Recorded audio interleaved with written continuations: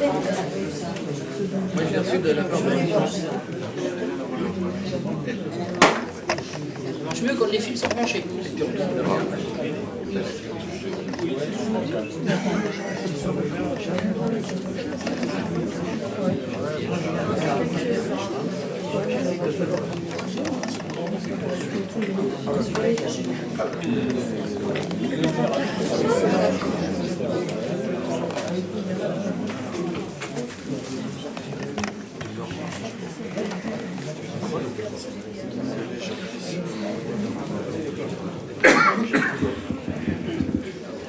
Bien, tout le monde est bien installé, ça va?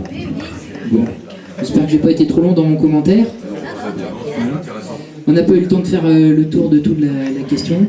Si vous avez l'occasion de revenir, n'hésitez pas. Et puis, donc, je vais laisser la parole à Michel Perrin, qui veut vous présenter eh bien, l'histoire un peu particulière de la poche de l'Orient et d'Ethel pendant la guerre, puisque Ethel a aussi eu un rôle significatif durant la Seconde Guerre mondiale. Donc Michel Perrin va vous présenter ceci à travers un petit diaporama et je lui laisse tout de suite la parole. Bonjour mesdames et messieurs. Nous allons effectivement parler des combats de la libération de la poche de l'Orient, mais vu en quelque sorte au travers du prisme un peu rétrécissant de la participation en quelque sorte d'Ethel. Le Ethel a été effectivement, je m'y appesantirai un petit peu à la fin, le lieu où les autorités occupantes allemandes ont signé leur reddition le 7 mai 1945. Donc, qu'était cette poche de l'Orient? On va d'abord faire un petit retour en arrière sur la constitution de cette poche de l'Orient, en commençant par la construction du mur de l'Atlantique. Ce mur de l'Atlantique a été décidé par Hitler en 1941.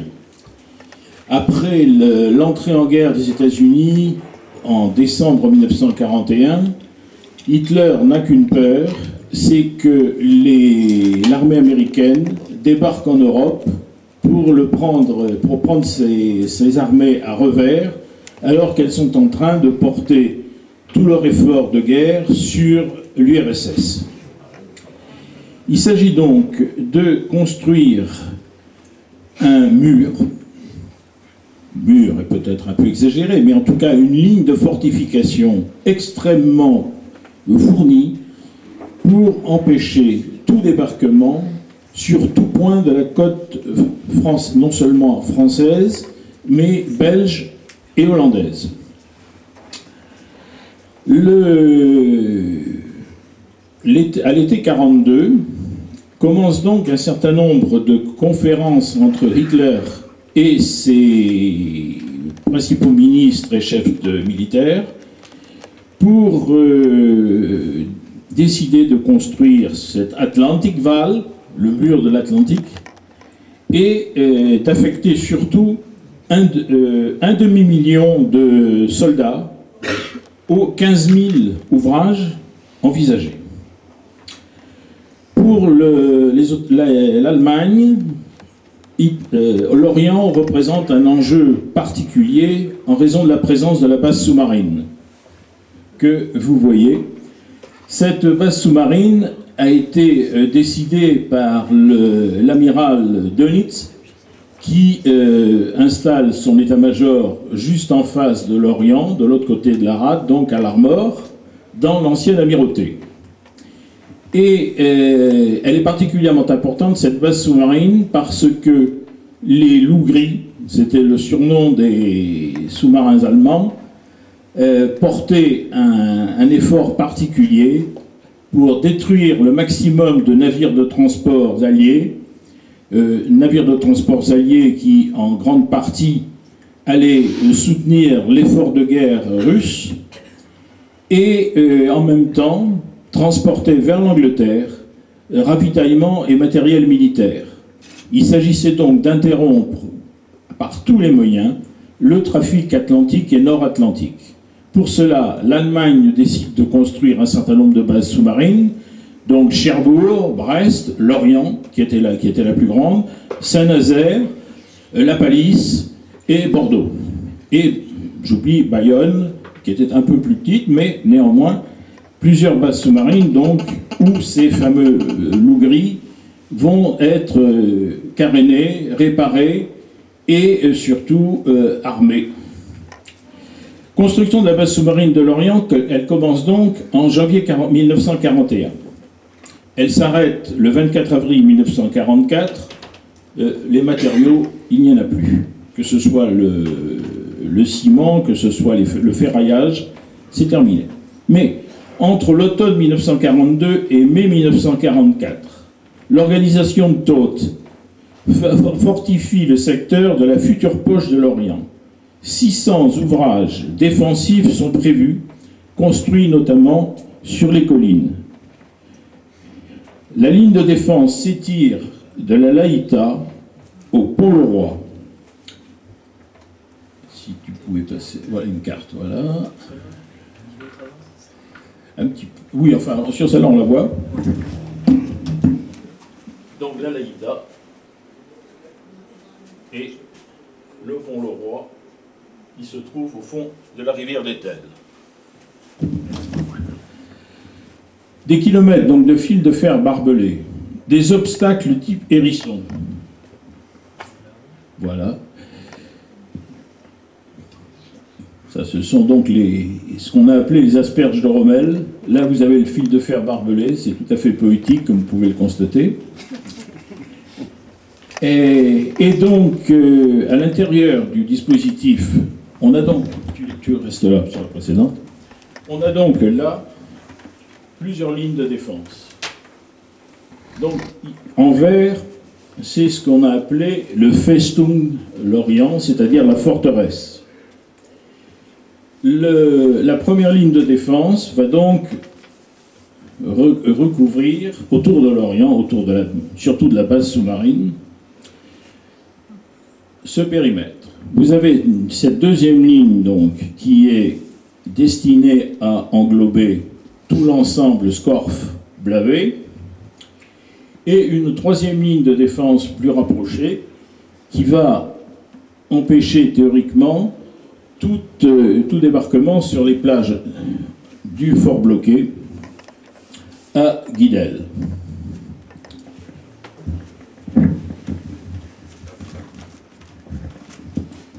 Les forces d'occupation contrôlent aussi Belle-Île et Groix. Groix que vous apercevez donc en bas. Elle dispose, tu peux passer, donc Belle-Île que vous apercevez ici, Groix que vous voyez là. Et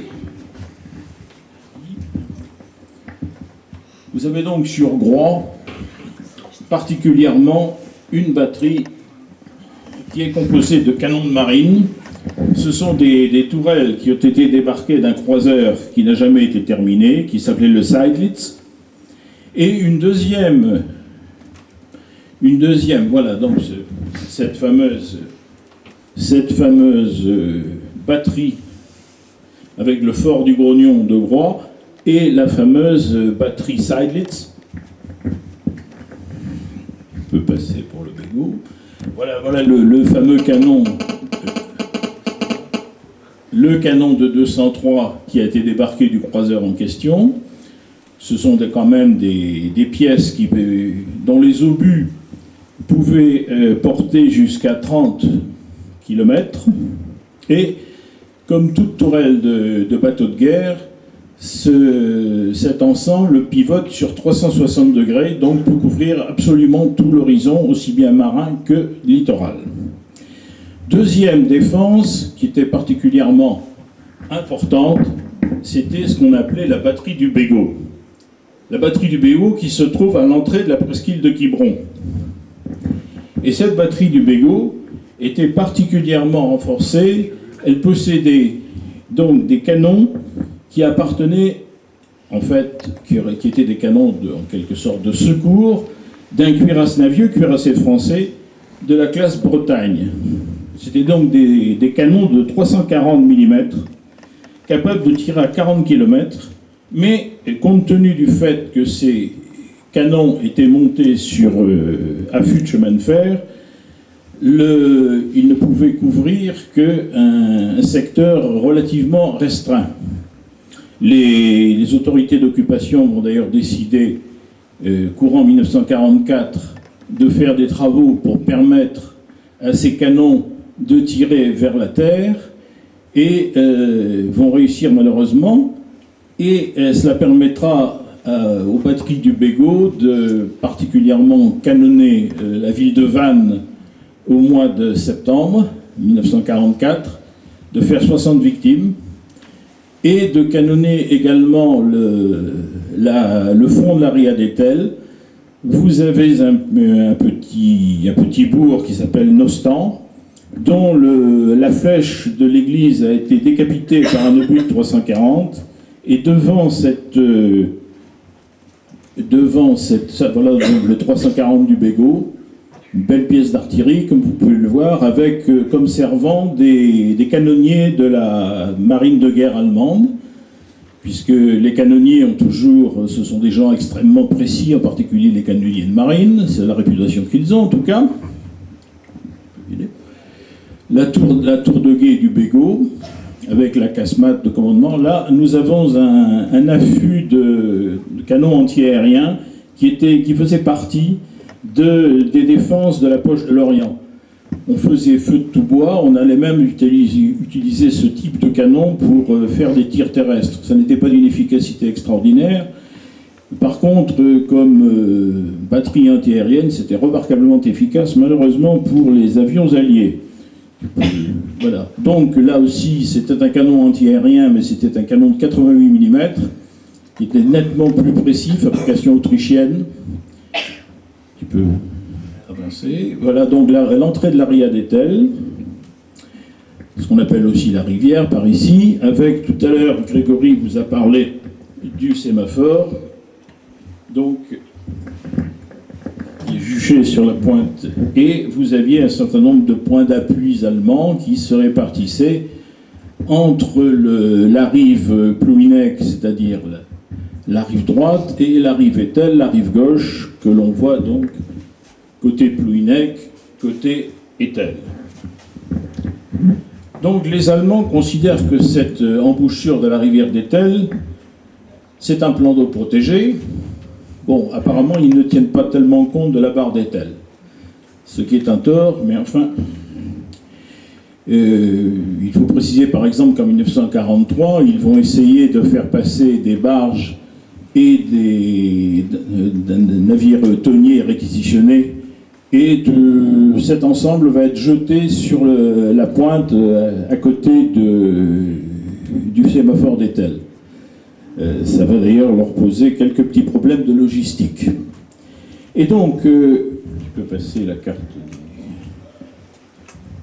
Donc là, vous avez les défenses autour du sémaphore, et voilà donc la carte des défenses allemandes.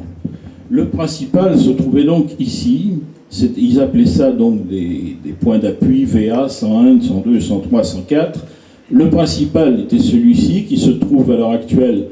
C'est à l'emplacement de l'actuel camping d'Etel. Vous avez le port et bon, vous avez un deuxième point d'appui, beaucoup moins important, mais relativement bien défendu. Ceux-ci, ce sont des casemates relativement isolées avec quelques canons d'appui, mais il s'agit essentiellement avec VA-103 et VA-104 de faire en quelque sorte un relais vers la presqu'île de Quiberon.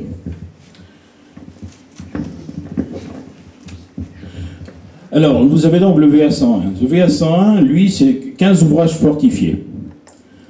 On a donc un blocos armé d'un canon de 50 mm anti-char qui fait face à Etel pour interdire la descente de la rivière. En arrière, un bunker avec une coupole de mitrailleuse pour dominer la plage. Au sud, un blocos lourd avec un canon de 75 mm. Et il est flanqué. Voilà. Vous avez donc un bunker plus petit. Là, c'est une tourelle de char français Renault qui a été récupéré par l'armée allemande.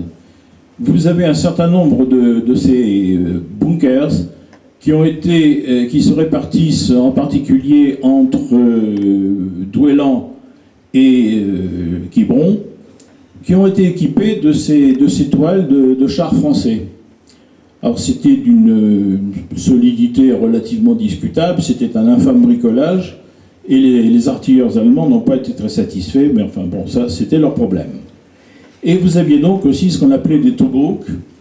Ces Tobruk, pourquoi? Parce que l'armée allemande a sévi également en Afrique du Nord, et le général à l'époque, Rommel, avait décidé de creuser ces trous fortifiés pour bloquer l'avance des troupes alliées, et en particulier les terrasser à Tobruk, puisque l'armée anglaise a subi une défaite absolument cinglante sur Tobruk, avant de prendre sa revanche, comme vous le savez sans doute, à El Alamein, mais c'était pratiquement un an plus tard.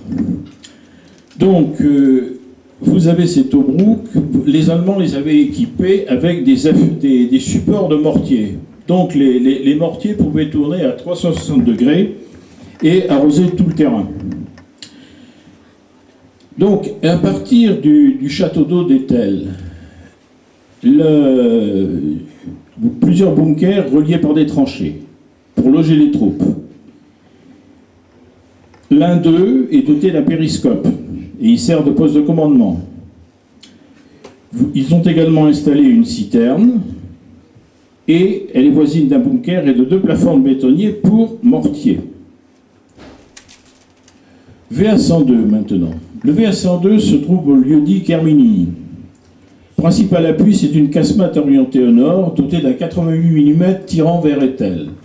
88 mm, c'est un canon d'une extrême précision, fabrication autrichienne.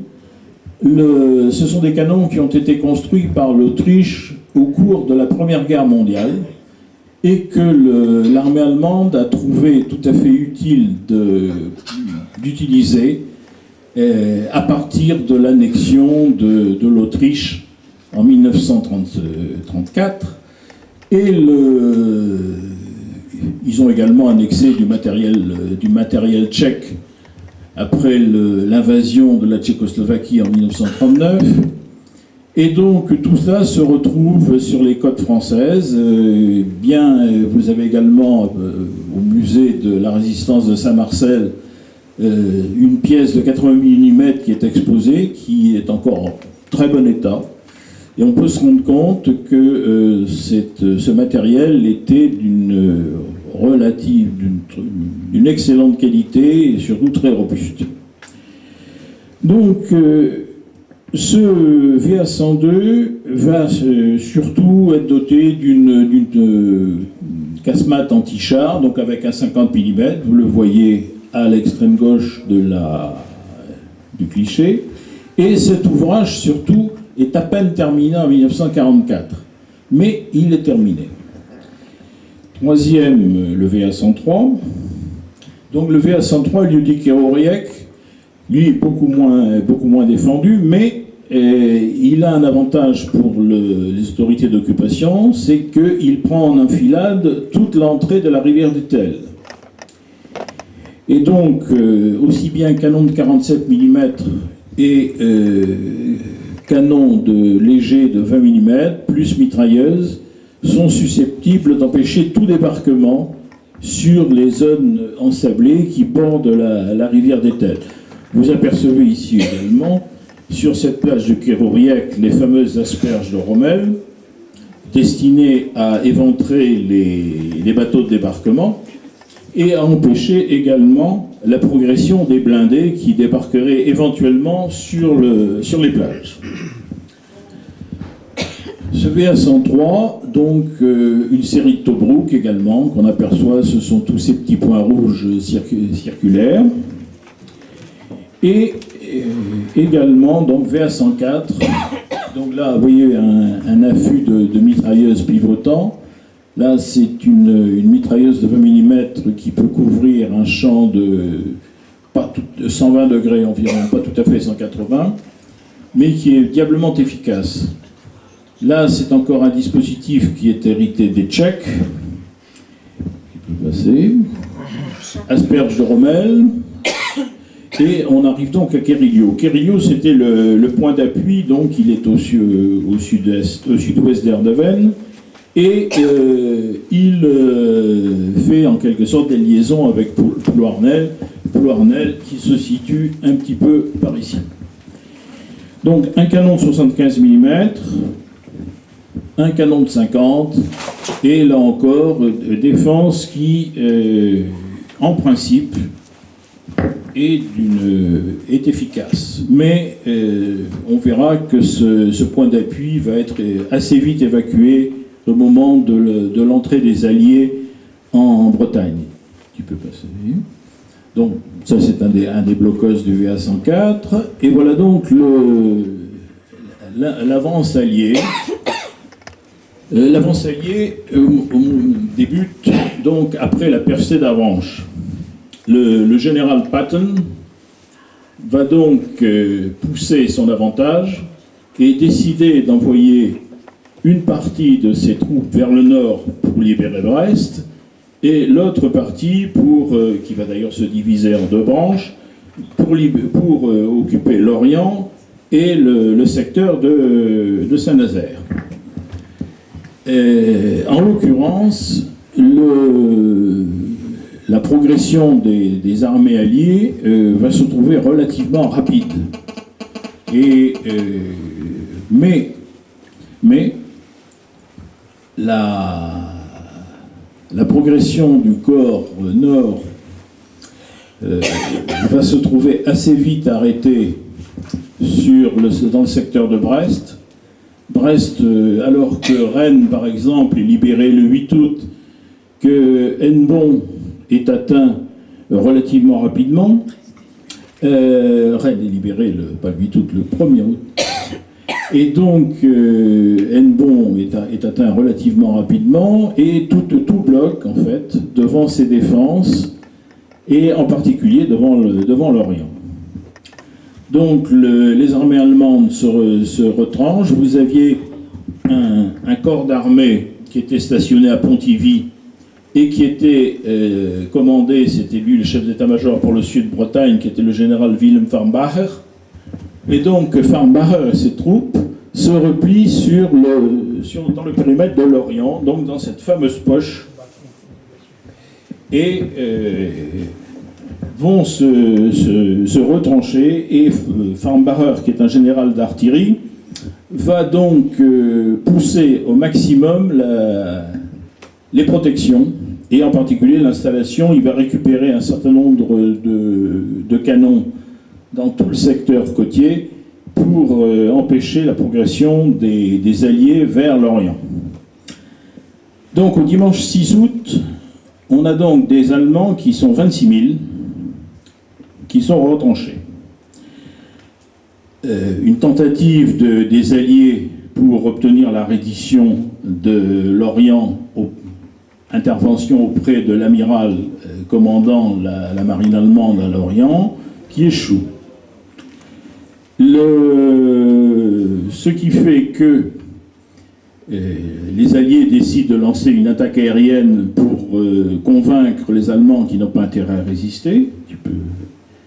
On a donc ce type de bombardiers lourds Liberator, qui viennent déposer leurs petites crottes sur l'Orient.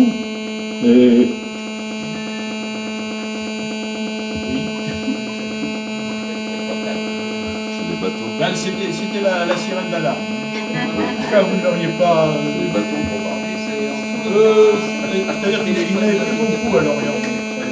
À part les sous-marins. Tout le monde aux abris. Tout le monde aux abris. Panica generale, come si dice in italiano. Bien. Donc, on a donc un retranchement, et ces bombardiers Liberator qui attaquent la base sous-marine. Et bien entendu, les bombes font à peu près autant d'effet que s'ils avaient lâché des chewing-gums. Parce que le toit de la base sous-marine de l'Orient est disposé en 3 épaisseurs, dont la chape supérieure, qui est destinée à amortir l'impact de la bombe, donc la chape supérieure va servir d'amortisseur, mais elle fait tout de même entre 80 et 90 cm. Deuxième étage, là on a une épaisseur de béton qui est déjà plus importante et qui dépasse le mètre 50. Et puis surtout, la chape principale qui, elle, dépasse largement, je crois que monsieur pourra me corriger si je me trompe, mais la chape supérieure doit mesurer près de 4 mètres d'épaisseur. Même plus. Donc en l'occurrence, les bombes qui étaient pourtant des bombes d'une demi-tonne n'étaient absolument pas efficaces. Et d'ailleurs, le nombre d'attaques de bombardiers alliés sur la base sous-marine de Lorient a été extrêmement nombreux. On est arrivé d'ailleurs particulièrement en janvier et mars 1943, et surtout dans la nuit du 13 au 14 février 1943, à une destruction quasi complète de tout ce qui entourait la base sous-marine. Également, comme les avions alliés avaient lancé des bombes incendiaires, on est arrivé à une destruction relativement importante de la flottille de pêche de l'île de Groix, qui était à sec sur les vasières entre Port-Louis et Locmiquélic. Et sans aucun effet, les autorités occupantes d'ailleurs réquisitionnent des dindés, c'était le nom des bateaux de pêche thoniers, réquisitionnent donc des dindés de Port-Louis et d'Étel pour porter des filets anti-bombes ou anti-fusées qu'ils vont mouiller devant la base sous-marine. Ils vont également embarquer sur ces thoniers des pots fumigènes pour empêcher les bombardiers alliés de viser de manière précise. Alors surtout s'agissant d'ailleurs des Anglais, parce que les bombardiers américains en général restaient à 6-7 000 mètres d'altitude, tandis que les bombardiers anglais descendaient aux alentours de 2000 mètres, ce qui bien sûr les exposait beaucoup plus sérieusement aux défenses antiaériennes. Et donc, une première tentative d'assaut de la poche de Lorient le 7 août 1944. La 6e division blindée américaine descend vers le... Non, tu peux avancer une carte après. Voilà. On a donc un départ des troupes américaines qui partent du secteur de Quimperlé et qui vont essayer d'entrer par ce secteur nord-ouest de la poche de Lorient. Et ils arrivent donc... Il y a une carte. Ça, c'est le général Farnbarer. Et donc, oui, particulièrement. On a une attaque qui part qui donc va se heurter à Ponskorf, à une défense allemande extrêmement renforcée. Et les éléments de la 6e division blindée américaine vont se replier. Une seconde tentative, donc, qui, elle, est menée par la 4e division blindée américaine. Elle tente une percée sur Hennebont. Là aussi, échec. Ce sont des tirs d'artillerie. Finalement, tout le monde se replie et se retrouve à Caudan.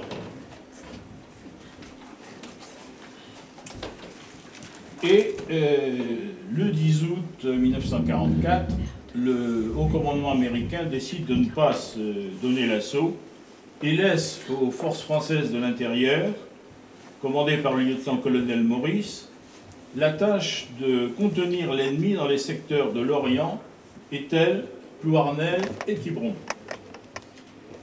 Mais Erdeven va tout de même bénéficier le 12 août 1944 de la libération. Un certain nombre de fantassins allemands, une centaine de fantassins, sont attaqués par des éléments de la 4e division blindée américaine et surtout des résistants de la 5e compagnie, du 2e bataillon des forces françaises de l'intérieur, commandé par M. Le Garret et encadré par des parachutistes britanniques. L'attaque, donc, débute à 13h et les soldats allemands se rendent 1h30 plus tard. Alors, tentative à ce moment-là, puisque le VA-103 n'est pas très distant, les FFI essaient de s'emparer du VA-103. Malheureusement, malgré l'aide des parachutistes anglais, c'est un échec. C'est un échec qui d'ailleurs est relativement, en quelque sorte, provoque un certain nombre de blessures et 5 morts. Et donc, l'attaque échoue. Les FFI positionnent simplement des fusils mitrailleurs près de l'église d'Etel, qui se trouve donc à l'époque presque à l'endroit actuel. Vous verrez, c'est au-dessus de chez nous, d'ici. Et un certain nombre d'éléments donc se restent là pour contenir toute contre-offensive allemande. Le 24 août, les Allemands font sauter le château d'eau d'Etel. Le château d'eau, voilà. Ce château d'eau qui d'ailleurs décore un polycopier qui est en vente à l'entrée. Et on va donc, je peux revenir sur la poche. Voilà. On a donc cette poche de l'Orient, tout ce qui est en orange est occupé par l'armée allemande. À l'intérieur de cette poche, le général Farnbacher et ses 26 000 hommes, et face à eux, 12 000 résistants, qui sont des FFI, Forces françaises de l'intérieur, des FTP, francs-tireurs et partisans, et des ORA, Organisation de résistance de l'armée. Effectivement, c'était un petit peu complexe. L'organisation de la résistance en France a tenu compte, entre autres, des obédiences politiques, et généralement, les FTP dépendaient du Parti communiste. Donc, 12 000 résistants et 4 000 hommes de la 94e division d'infanterie américaine, commandée par le brigadier général Rollins, et seuls ces militaires restent, ou volontaires assimilés, restent sur place pour contenir toute contre-offensive allemande.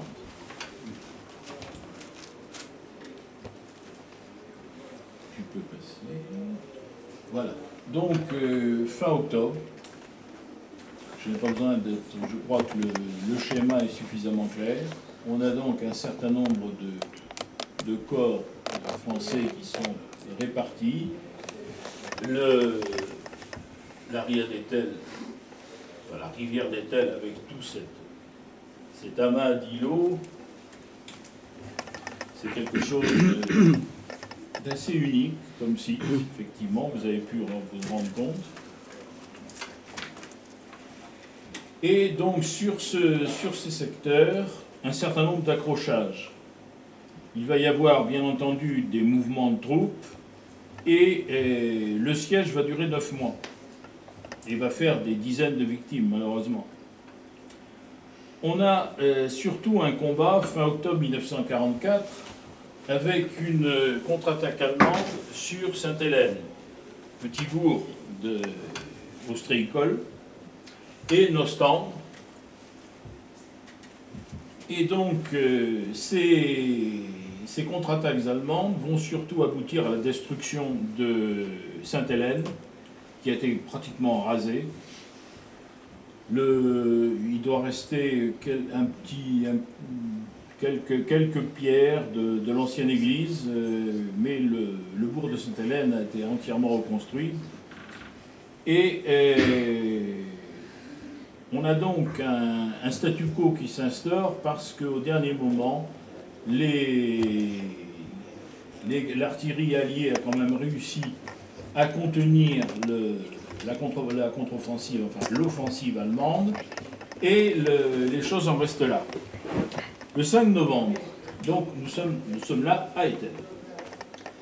Donc le commandant Le Garec, FFI, remet au maire d'Etel, Jean-Marie Marek, un ordre d'évacuation totale de la population sous 48 heures.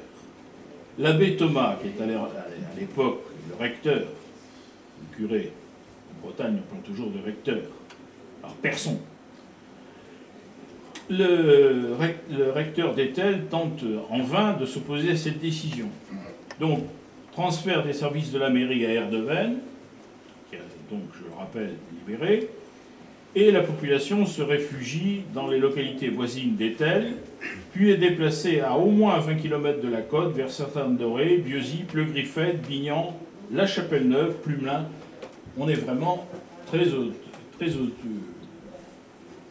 nord de tous ces repères, Pont-Scorff, Fenbon. Et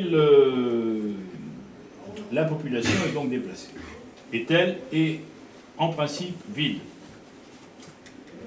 Pourtant, le 14 novembre, le général Bornis-Desbordes, qui commande l'armée officielle française, donc le Bornis-Desbordes demande au recteur de désigner 5 hommes qui sont chargés d'assurer la garde des habitations ételloises évacuées et, le cas échéant, de permettre le transfert des blessés et des prisonniers de la zone occupée par l'ennemi. Le 6 novembre 1944, les Allemands détruisent à l'explosif le pont suspendu de Pont-le-Roi.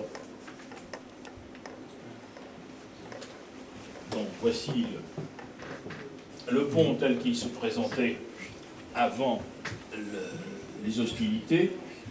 Au premier plan, vous aviez un chantier de construction. Grégory vous a parlé tout à l'heure des chantiers de construction navale d'Etel. Celui-ci était le plus célèbre, c'était le chantier Roi et Plédo.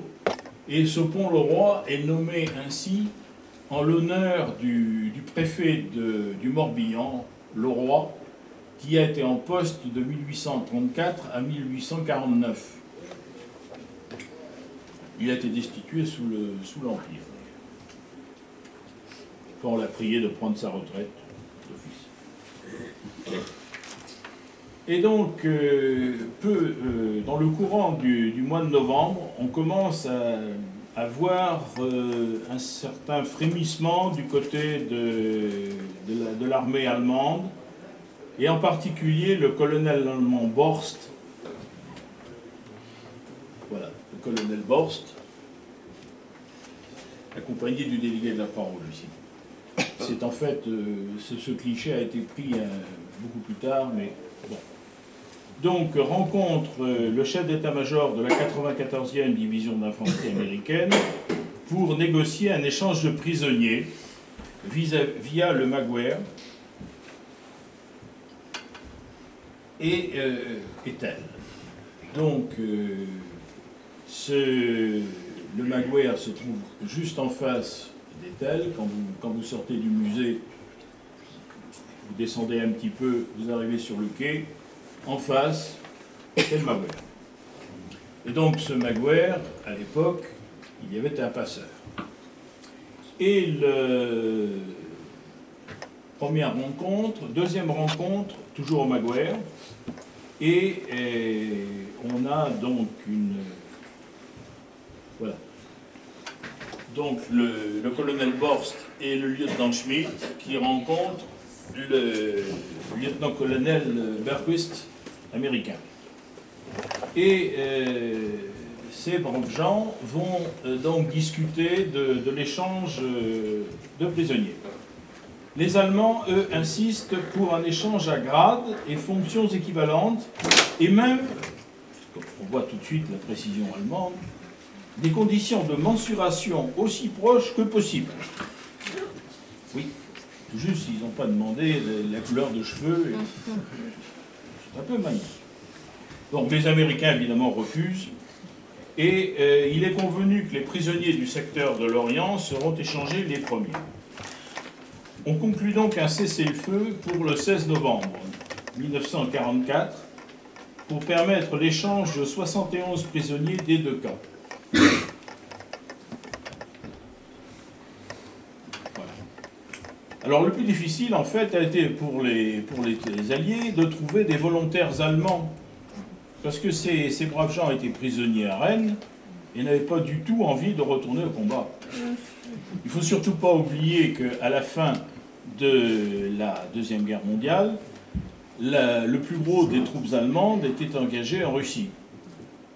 Et que sur le front de l'Ouest, un bon nombre des unités qui étaient sur place étaient des territoriaux.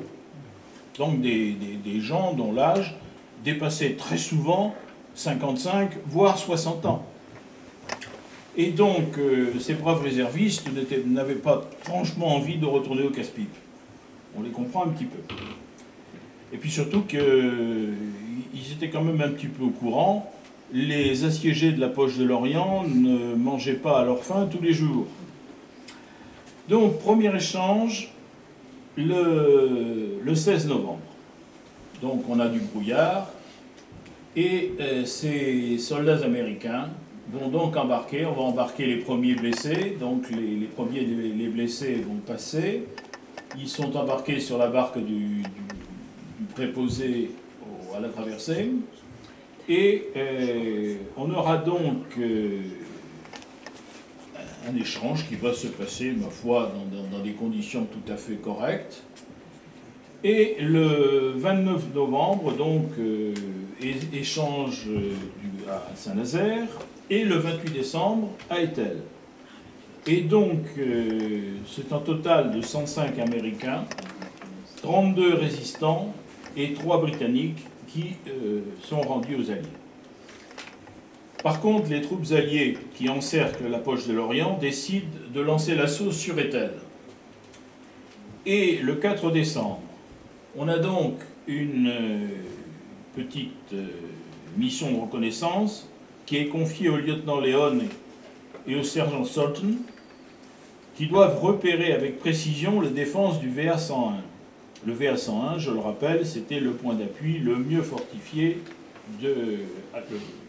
dans le secteur d'Etel. Donc ce lieutenant Leone et le sergent Sultan sont accompagnés de 2 soldats, et ils montent au dernier étage de l'immeuble Baon. Effectivement, vous avez un excellent point de vue. Malheureusement, le soleil fait son apparition, et comme toujours dans tel cas, un reflet attire l'attention des tireurs d'élite allemands. Ce qui fait que le lieutenant Leone est la cible de ces tireurs d'élite. Il est tué sur le coup. Le sergent Sultan va décéder le lendemain. On peut présenter ces braves. Le lieutenant Leone, le sergent Sultan. Et le 8 décembre au matin, les Américains sont donc appuyés par des éléments de la 19e division d'infanterie française. Ils attaquent les fortifications de la Falaise, c'est-à-dire VA-101, et de Kermini, VA-102, à Erdeven. L'assaut est mené par le 3e bataillon du 301e régiment d'infanterie américaine, commandé par le colonel Haggerty, et la 1re division du 319e génie, toujours américain, appuyée par une compagnie anti-char, donc de l'artillerie, couvert par 4 batteries du 301e d'infanterie, ce sont en général des canons de 80 mm, répartis entre Bellevue-en-Belz et le Léry à Erdeven. Il s'agit donc d'un champ relativement important. L'assaut est bien couvert, bien soutenu. Les ouvrages vont donc être réduits l'un après l'autre, et à 11 heures, les assaillants sont maîtres de toute la rive est. 59 Allemands, dont un officier, sont capturés. 2 soldats de la 94e division d'infanterie américaine, les soldats Reagan et Fiordalisi, ont été tués aux abords du bunker de Kermini. 30 Américains et 5 résistants ont été blessés. Le 1er janvier 1945, là, Etel est donc libéré. Ce jour-là, on va donc décider, l'état-major américain décide de remplacer la 94e division. On envoie donc la 66e division d'infanterie. Cette 66e n'a pas eu de chance. Elle a perdu dans un torpillage 800 hommes entre le Southampton et Arromanches. Et donc, 2 bataillons du génie sont rattachés à cette 66e pour compléter son effectif. Et ces braves Américains vont donc, avec la division française, commencer tout un cycle de patrouille. En fait, pendant des mois, tous ces bonnes gens vont échanger des tirs d'artillerie, vont échanger des tirs d'armes automatiques, mais sans grand effet sur la chute, en quelque sorte, de la poche de l'Orient. Et donc, les Alliés décident au mois de mars de s'attaquer à tout ce qui est point d'eau.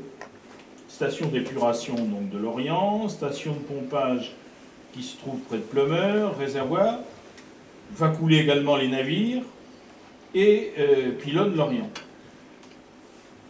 Donc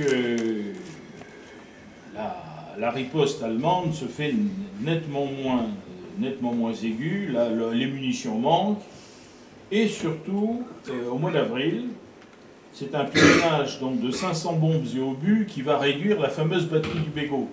Cette batterie d'anciens canons de marine, et elle est enfin neutralisée. Le même jour, la batterie Seydlitz de Groix est détruite. Reste donc uniquement aux occupants la base sous-marine. Malgré cela, les Alliés continuent à pilonner, et donc le 4 mai, le Kernevel en l'Armor, le port de pêche de Kéroman et le petit port de Gavre, face à Port-Louis, sont bombardés.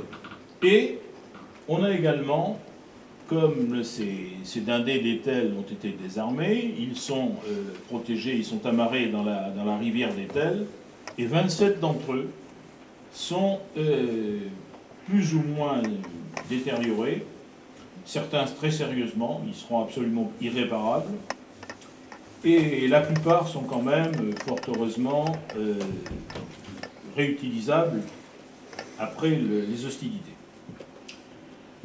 On a donc une poche tenue toujours par les occupants, et malgré le blocus donc, maritime, ils arrivent toujours entre l'Orient et Saint-Nazaire à maintenir une liaison. Et en particulier, ils ont un câble téléphonique sous-marin. Mais les Américains le découvrent en mars 1945. Toujours pour arriver à subsister, les Allemands ont transformé l'aérodrome actuel de Longbiway, mais qui à l'époque s'appelait Kerlin-Bastard. Cet aérodrome avait été construit à l'instigation du président de la Chambre de commerce de l'Orient, M. Émile Marsèche, et cet homme, qui était un visionnaire, avait décidé de faire commencer les travaux de construction de l'aérodrome de Kerlin-Bastard dès 1929. Et donc, bien entendu, la Luftwaffe avait tout à fait profité de ce Kerlin-Bastard, mais qui est devenu une cible privilégiée et qui est donc complètement détruit au début 1945.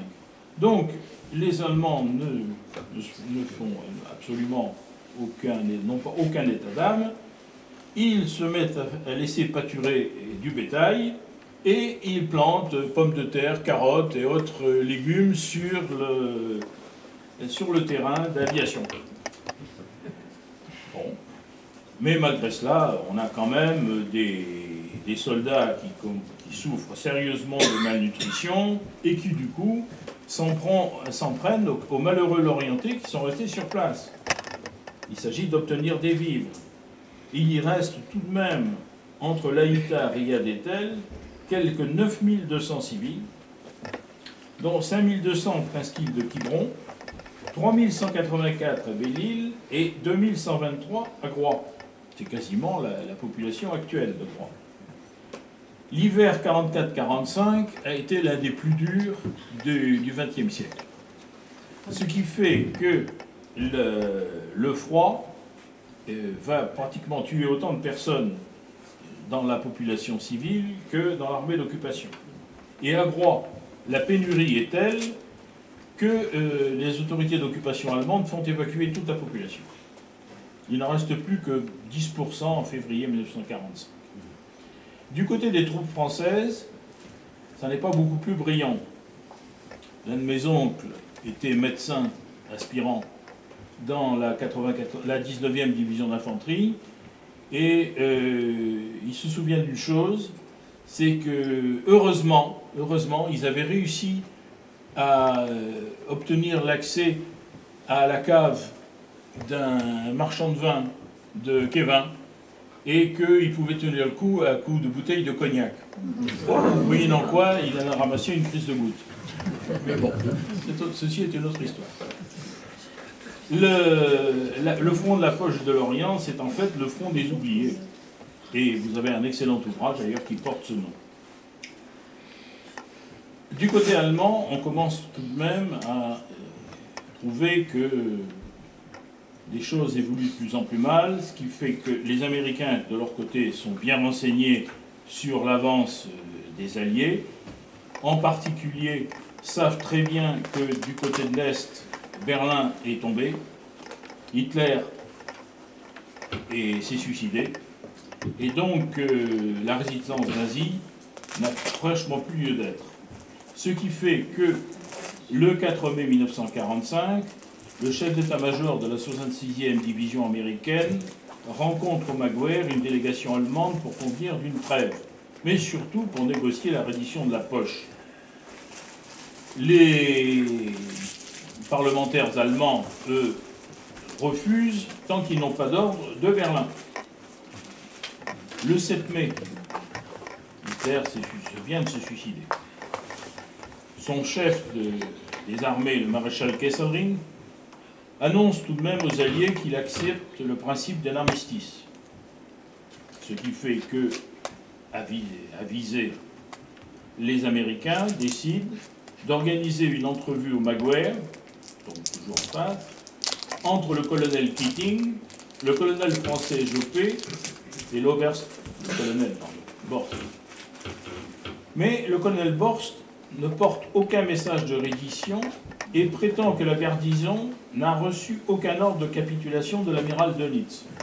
L'amiral Dönitz avait été nommé par Hitler comme son successeur et va donc, en tant que tel, ordonner la capitulation des forces allemandes. Borst est tout de même persuadé par Keating de retourner à Lorient et on convient de se revoir à Etel à 20h. À 20h, donc sur le quai d'Etel, le Keating, le capitaine interprète Rice, le sténographe Mitchell, le colonel français Joppé et le capitaine Nolot attendent le colonel Borst sur le quai de la Criée. Et donc, Borst avise Keating en anglais et Joppé en français que la reddition de la poche est acceptée. À 20h15, cette reddition est signée au Café Breton. Voilà donc la fameuse signature de la reddition. Le colonel Borst a enlevé son calot, le chauve, n'est-ce pas, et le lieutenant Schmid à sa gauche. Et donc vue de face, après la cérémonie de signature, donc ces gens-là se font tirer le portrait devant le Café Breton, et voilà donc la plaque qui commémore cette fameuse reddition de la poche. Le cessez-le-feu est donc convenu pour le 8 mai à 0h GMT. Les Allemands ont jusqu'au 10 mai pour préparer leur édition. Ils en profitent pour détruire toutes leurs archives. Et en contravention avec les clauses d'armistice qui ont été signées par l'amiral de Litz, des sous-marins appareillent de l'Orient après le 8 mai. Les avions d'observation alliés les repèrent au large des côtes espagnoles. Bien évidemment, ils ont cherché à se réfugier en Espagne, puisqu'on sait que le caudillo Franco était, sinon allié, mais en tout cas plutôt favorable à l'Allemagne. Il ne faut surtout pas oublier que pendant la guerre d'Espagne, l'Allemagne nazie et l'Italie fasciste avaient fortement épaulé les troupes du général Franco et contribué très fortement à la victoire contre les républicains espagnols. Et, entre parenthèses, l'aviation allemande va se faire en quelque sorte les dents sur Guernica, petite ville basque qu'ils vont ravager de fond en comble. Et la Luftwaffe va venir s'entraîner pendant la guerre d'Espagne et on va retrouver un certain nombre de ces pilotes qui se sont entraînés, entre guillemets, sur le front d'abord de l'Ouest contre la France et puis ensuite sur le front de l'Est contre les Russes. Le 10 mai, là franchement on est dans la cérémonie, midi, Américains et FFI entrent dans l'Orient. Et à Caudan, le général Farnbacher va donc se rendre. Cérémonie au cours donc, de laquelle la clique de la 66e division d'infanterie américaine interprète l'hymne américain et la Marseillaise. Farnbacher arrive peu avant 16 heures, escorté par le général commandant la 66e, le général Kramer, et un de ses subordonnés. Les gens se saluent, salutations d'usage. Le général Farnbacher salue très cordialement les militaires américains. Par contre, n'est pas franchement aimable vis-à-vis du général français Bornis Desbordes.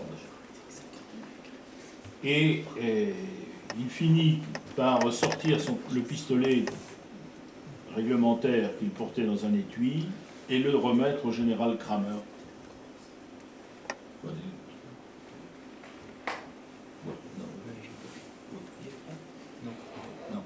Alors, on a donc un... Non, pas grave.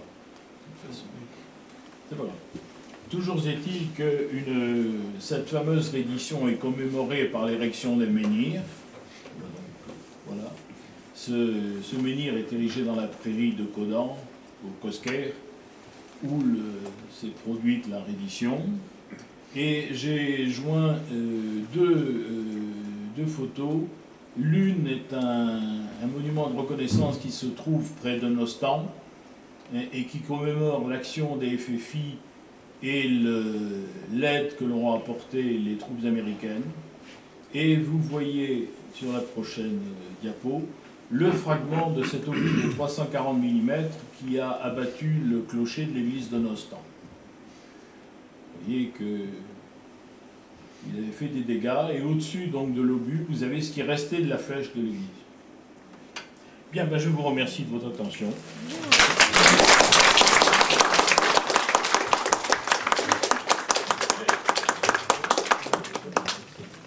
Si vous avez des questions, n'hésitez pas.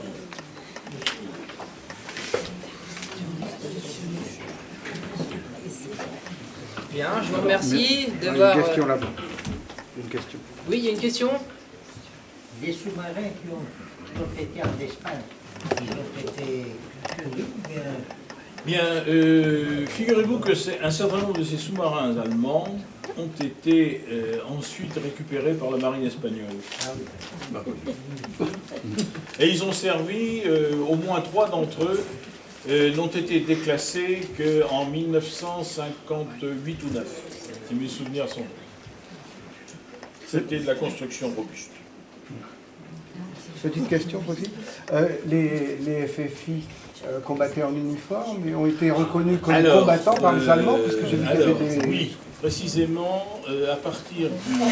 Oui, vous avez tout à fait raison, parce que jusqu'à un certain moment, ils étaient considérés comme des terroristes. Bah ouais, c'est pour ça que je suis... Et à partir de la libération, les troupes allemandes ont, mis à part les Géorgiens, puisque vous savez que par ici, vous avez vu des troupes de prisonniers russes qui faisaient partie de ce qu'on a appelé l'armée Vlasov, qui se sont engagés dans l'armée allemande et qui se sont en particulier illustrés, si l'on peut dire, par des actes absolument, par leurs atrocités, en particulier au moment des combats de Saint-Marcel, au moment des combats de la résistance dans le secteur de Avennes-Belon, qui ont été vraisemblablement les auteurs des massacres de Port-Louis.